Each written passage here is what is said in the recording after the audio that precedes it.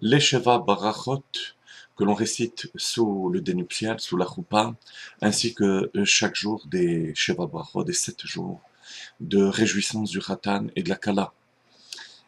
Comme toutes les brachot, elles ont été instituées par les Chachamim pour que l'on prenne conscience de la mitzvah qu'on est en train d'accomplir. Alors on va essayer de manière bien sûr succincte d'expliquer le sens de chacune de ces brachas, de ces brachot, d'après le sens simple ainsi que d'après le sens profond que nous délivre Rashi d'une certaine manière, le Maharsha et la Chassidut. Tanu Rabbanan, donc Ktubot, Daf Chet, dans les éditions du En Yaakov, page 54. Mevachim Birkat Chatani Be'asara Kol Shiva. Pendant tous les 7 jours, du moment qu'on est 10 avec donc le Khatan, on prononcera les 7 bénédictions. Amar Rav Yehuda vehu sheba'u panim chadashot. Rav Yehuda dit à condition qu'il y ait un nouveau visage, quelqu'un qui n'était pas présent lors de la choupa ou lors des jours précédents. Maï mevarech, quels sont ces brachot? Amar Rav Yehuda. Alors, première bénédiction, bien entendu, Boré Priagafen, on fait les brachot, les sheva brachot sur le vin, ce qui nous fait finalement 6 brachot, plus la 7e, ça nous fait sheva brachot. Sur le vin, pourquoi le vin? Parce que le vin, c'est ce qui était caché dans le raisin et que l'on sort.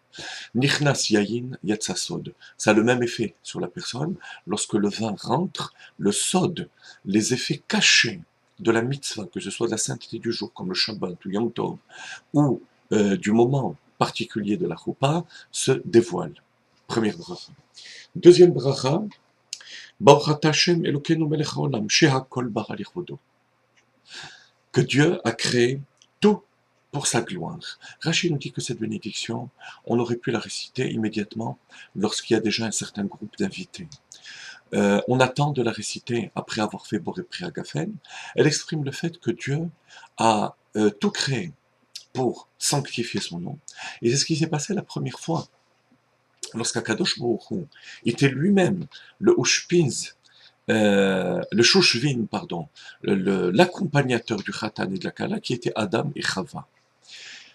Le Maharsha nous dit que chez Akol Bara l'Ichvodo, le terme Bara, correspond à la création de la Neshama, la conception de la Neshama, du Khatan et de la Kala, qui sont 2 parties d'une même Neshama. Lors de la création d'Adam Rishon, pour la Neshama, on emploie le terme Vayivra Elokim et Adam Betzalmo. Il a créé l'homme à son image, c'est la Neshama. Le Khatan et la Kala doivent prendre conscience qu'ils sont 2 parties d'une même âme. C'est le premier élément. Deuxième élément, Yotzer HaAdam. Aussi une bénédiction courte, car comme dit Rashi, elles ne sont pas encore les brachot du mariage à proprement parler. Lorsqu'on y arrivera, je vous l'indiquerai, comme Rashi le fait. Et là, on parle de la création première d'Adam Arishon en tant qu'une seule entité, comme nos maîtres disent, masculin et féminin.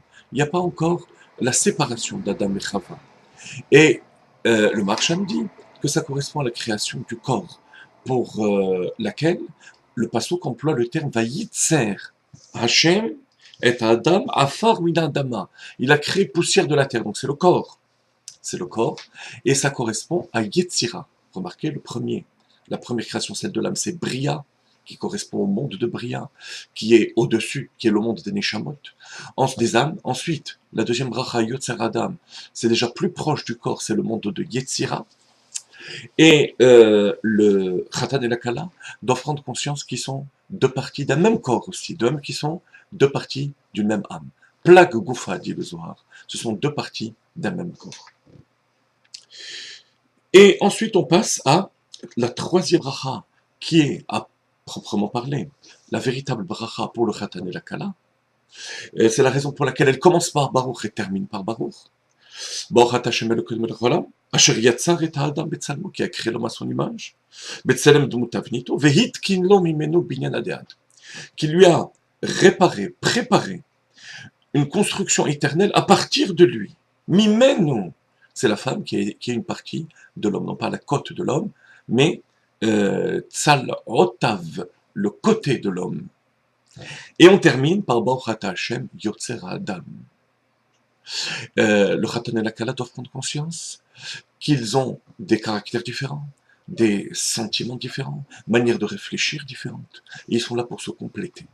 Et on arrive, pour arriver à la conclusion finalement, à Yotzer Adam comme une seule entité.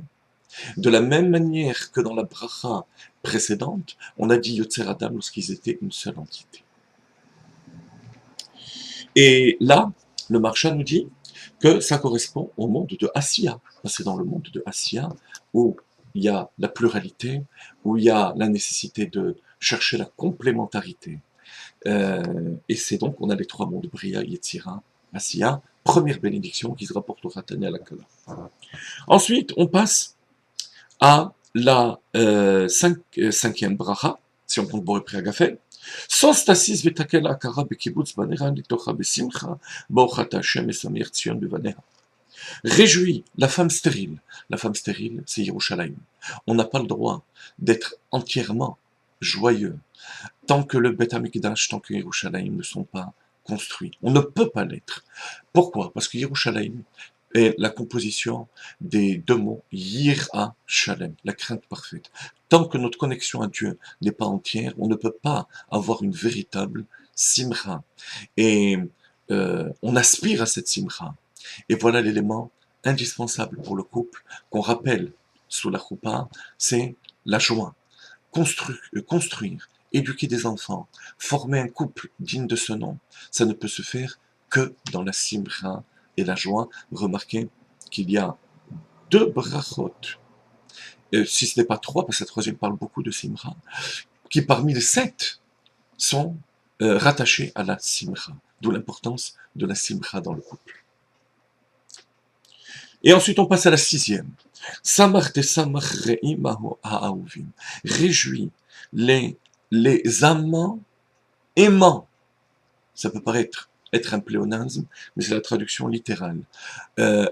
L'amour dans le couple, important, très important, comme Rachid le dit, Re'im Ahuvim, ce sont des êtres qui s'aiment.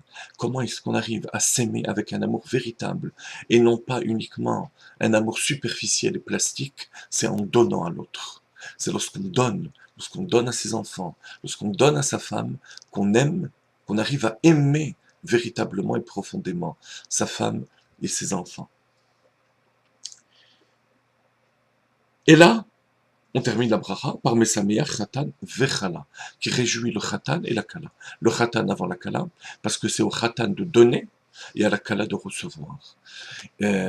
C'est lorsque chacun comprend son rôle et est fier de son rôle qu'on arrive au Shalom dans le foyer.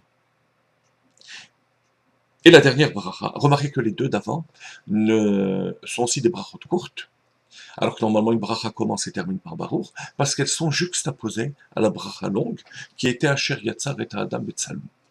Et là, on passe aussi à une bracha qui est juxtaposée aux autres, qui est la dernière, qui malgré tout commence par Baruch et termine par Baruch.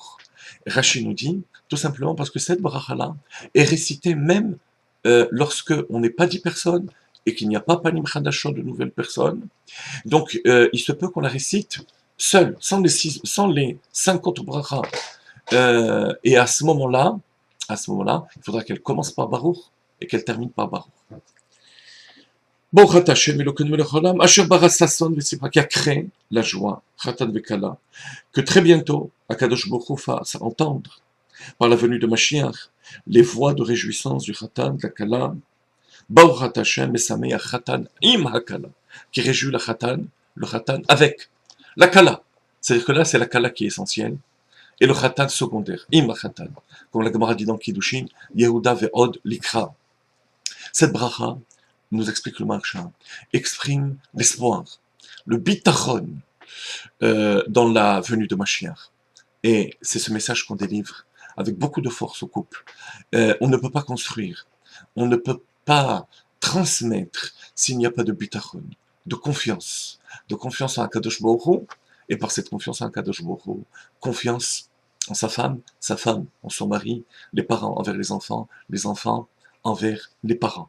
Et là, on termine, donc comme je vous disais, avec la Kala en position essentielle, parce qu'une fois que le Khatan a donné correctement, que la Kala a reçu correctement, à ce moment-là, c'est la Kala qui donne au Khatan. Comme nos maîtres disent, Ezohi Isha Kshera, She'osa Retzon Bala. C'est celle qui accomplit, non pas accomplit, en hébreu accomplir, on dit chez Mekayemet, mais She'osa, qui fabrique la volonté de son mari, qui suscite la volonté de son mari pour être un binyan, Ad et une construction, un édifice supplémentaire pour la construction du troisième Beth Amikdash. Amen.